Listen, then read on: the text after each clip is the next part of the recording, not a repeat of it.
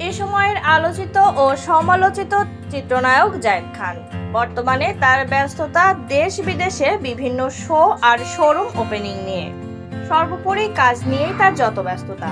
গত ঈদ উল ফিতরে তার বিড়ি গানটি ব্যাপক আলোচিত হয়। এরপর সাকিব আল হাসানের সঙ্গে বিজ্ঞাপনটিও বেশ আলোচিত।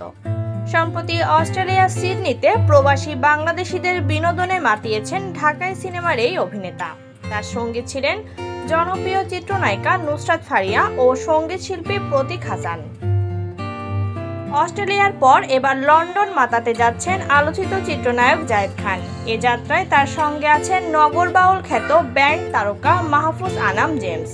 এই উপলক্ষে বুধবার 22 মে দেশও ছেড়েছেন তারা।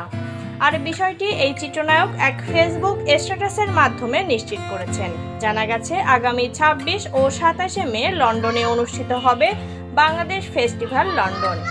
এতে এক মঞ্চে পাওয়া যাবে এই দুই তারকাকে।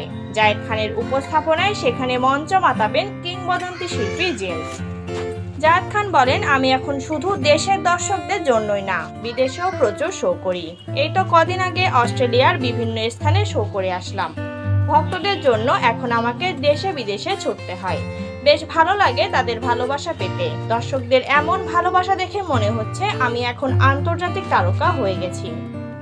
রকস্টার জেমসের প্রসঙ্গ টেনে এই অভিনেতা বলেন, আমার উপস্থাপনায় আমাদের দেশের কিংবদন্তি তারকা জেমস ভাই গান পরিবেশন করবেন। এটা আমার জন্য অনেক বড় আনন্দের।